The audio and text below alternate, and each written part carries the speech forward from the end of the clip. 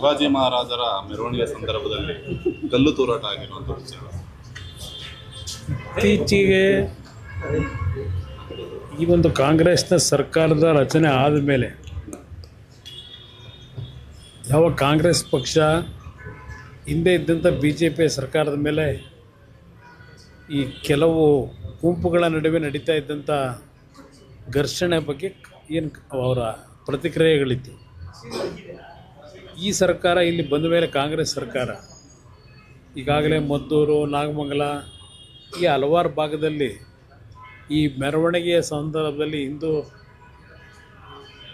ಯುವಕರುಗಳು ಮೆರವಣಿಗೆಯನ್ನು ಮಾಡಬೇಕಾದ್ರೆ ಗಣೇಶನ ಉತ್ಸವದಲ್ಲೋ ಮತ್ತೊಂದು ಉತ್ಸವಗಳಲ್ಲಿ ಏನು ಗಲಭೆಗಳಾಯಿತು, ಅದೇ ರೀತಿಯಲ್ಲಿ ಮುಂದುವರೆದ ಬಾಗಲಕೋಟೆಯಲ್ಲಿ ಈಗ ಆಗಿರ್ತಕ್ಕಂಥದ್ದು. ಈಗ ಪೊಲೀಸ್ ಇಲಾಖೆ ಅಧಿಕಾರಿಗಳ ಮೇಲೆ ಕಲ್ಲು ತೋರಿದ್ದಾರೆ ಅಂತಕ್ಕಂಥದ್ದೇನಿದೆ, ಇವತ್ತು ಈ ಗಲಾಟೆಗಳಾದಾಗ ಪೊಲೀಸ್ನವ್ರನ್ನೂ ನೋಡಲ್ಲ, ಜನಗಳನ್ನೂ ನೋಡಲ್ಲ, ಅಮಾಯಕರಿಗೆ ಏಟಾಗ್ತಕ್ಕಂಥ ನೋಡಿದ್ದೀವಿ. ಅವ್ರು ಪೊಲೀಸ್ ಹೊಡಿಬೇಕು ಅಂತ ಹೊಡೆದಿರ್ತಾರೆ, ಅಲ್ಲಿದ್ದಾರೆ ಗುಂಪಿನಲ್ಲಿ ಒಂದು ಕಲ್ಲೆಸ್ತಂಥದ್ದು ಪೊಲೀಸ್ನವ್ರಿಗೆ ಬಿದ್ದಿದೆ. ಇಲ್ಲಿ ಪೊಲೀಸ್ ಇಲಾಖೆ ಸರ್ಕಾರಕ್ಕೆ ನಾನು ಹೇಳ್ತಕ್ಕಂಥದ್ದು, ಇಂಥ ಸಂದರ್ಭಗಳಲ್ಲಿ ಪ್ರಥಮವಾಗಿ ಸರಿಯಾದ ರೀತಿಯ ಮುಂದೆ ಏನು ಆಗ್ಬೋದು ಅಂತಕ್ಕಂಥ ಗಮನದಲ್ಲಿ ಇಟ್ಕೊಂಡಾಕೆಂದರೆ ಈಗ ನಡೀತಿರ್ತಕ್ಕಂಥ ವಾತಾವರಣ ಎಲ್ಲ ಅಧಿಕಾರಿಗಳಿಗೂ ಗೊತ್ತಿದೆ. ಪ್ರಥಮವಾಗೇ ಇದು ಪ್ರಾರಂಭಿಕ ಹಂತದಲ್ಲೇ ಸರಿಯಾದ ರೀತಿಯ ರಕ್ಷಣೆಗಳನ್ನು ಕೊಟ್ಕೊಂಡ್ರೆ ಈ ಪರಿಸ್ಥಿತಿಗಳು ಬರಲ್ಲ. ನಾನು ಮೊದಲಿಂದಲೂ ಇಂಥ ಒಂದು ಪ್ರಕರಣಗಳಿಗೆ ವಿರೋಧಿ. ನಾನು ಯಾರೇ ತಪ್ಪು ಮಾಡಿದ್ರು ಅದು ತಪ್ಪು ಅಂತಕ್ಕಂಥದ್ದು ಹೇಳೋನು ನಾನು.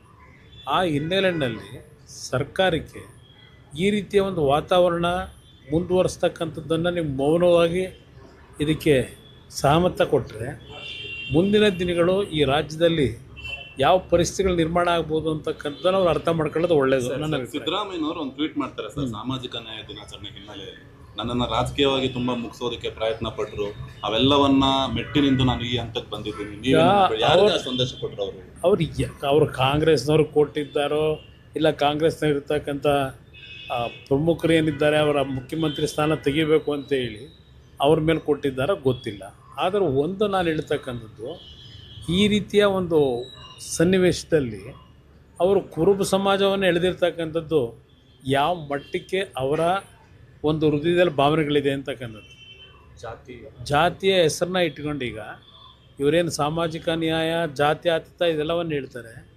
ಇವತ್ತು ನಮ್ಮ ಕುರುಬ ಸಮಾಜದವನು ನಾನು ಅಂತ ಹೇಳಿ ನನ್ನನ್ನು ತೆಗಿಬೇಕು ಅಂತೇಳಿ ಅಸೂಯೆಯಿಂದ ಏನೋ 16-17 ಬಜೆಟ್ನ ಅತ್ಯಂತ ಆರ್ಥಿಕ ತಜ್ಞರಿಗಿಂತಲೂ ಒಳ್ಳೆಯ ರೀತಿಯ ಬಜೆಟನ್ನು ಕೊಟ್ಟಂಥವ್ನು ನಾನು ಎಲ್ಲ ಏನೋ ಹೇಳ್ಕೊಂಡಿದ್ದಾರೆ, ಸಾಮಾಜಿಕ ನ್ಯಾಯ ಎಲ್ಲ ಹೇಳಿದ್ದಾರೆ.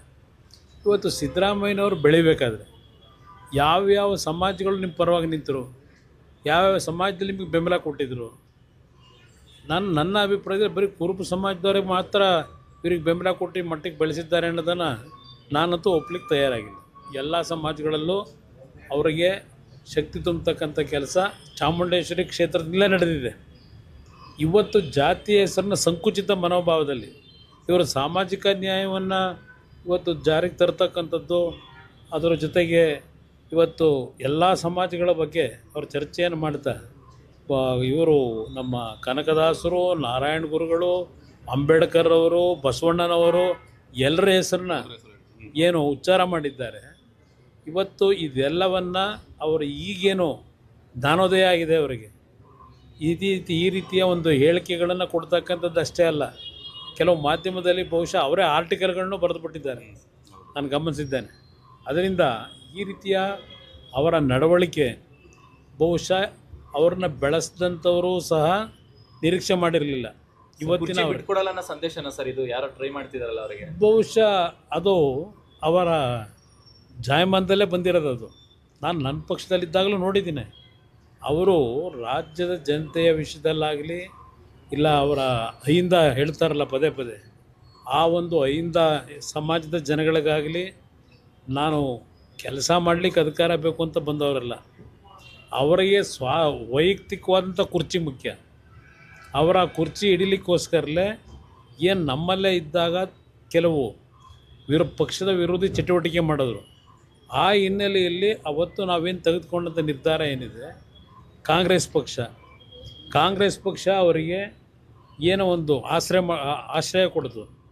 ಆ ಪಕ್ಷಕ್ಕೆ ಹೋಗಿ ಆಶ್ರಯ ಪಡೋದು, ಇವತ್ತು ಆ ಪಕ್ಷವನ್ನೇ ಆವರಿಸ್ಕೊಂಡು ಆ ಪಕ್ಷದಲ್ಲಿದ್ದಂಥ ಹಳೆಯ ಪ್ರಮುಖರೇನಿದ್ದಾರೆ ಅವ್ರನ್ನೆಲ್ಲ ಮೂಲೆ ಗುಂಪು ಮಾಡಿ ಇವತ್ತು ಕಾಂಗ್ರೆಸ್ನ ಹಿಡಿತ ನಾನಿದ್ದರೆ ಕಾಂಗ್ರೆಸ್ಸು, ನಾನಿಲ್ಲ ಅಂದರೆ ಕಾಂಗ್ರೆಸ್ ಇಲ್ಲ ಅಂತಕ್ಕಂಥ ವಾತಾವರಣ ನಿರ್ಮಾಣ ಮಾಡ್ತಕ್ಕಂಥದ್ದೇನಿದೆ, ಇಲ್ಲಿ ಈ ವಾತಾವರಣ ನಿರ್ಮಾಣ ಮಾಡ್ತಕ್ಕಂಥದ್ರ ಮುಖಾಂತರ ಅವರು ಈ ಜಾಗ ಬಿಡ್ಲಿಕ್ಕೆ ನಾನು ತಯಾರಾಗಿಲ್ಲ ಅನ್ನೋದಕ್ಕೋಸ್ಕರ ಇವತ್ತು ಈ ರೀತಿಯ ಹೊಸ ಅಸ್ತ್ರವನ್ನು ಪ್ರಯೋಗ ಮಾಡ್ಲಿಕ್ಕೆ ಪ್ರಯತ್ನ ಪಡ್ತಾರೆ. ಸಮನ್ವಯ ಬಿಜೆಪಿ ಜೆಡಿಎಸ್ ಸಮನ್ವಯ ಸಭೆ ಮಾಡ್ತೀರಾ? ಇಲ್ಲ, ಅವರು ಮಾಡಬೇಕು ಅಂತಕ್ಕಂಥದ್ದು ಇತ್ತೀಚೆಗೆ ಅವರ ಕಾರ್ಯಕಾರಿಣಿ ಸಮಿತಿಯಲ್ಲಿ ತೀರ್ಮಾನ ಮಾಡಿದ್ದಾರೆ. ಆ ಗೊಂದಲಗಳನ್ನು ಸರಿಪಡಿಸ್ತಕ್ಕಂಥ ನಿಟ್ಟಿನಲ್ಲಿ ಮೊದಲಿಂದಲೂ ನಾನು ಹೇಳಿದ್ದೇನೆ, ಒಂದು ಸರಿಯಾದ ರೀತಿಯ ಸಮನ್ವಯ ಸಮಿತಿ ಆಗಬೇಕು ಅಂತ ಹೇಳಿ.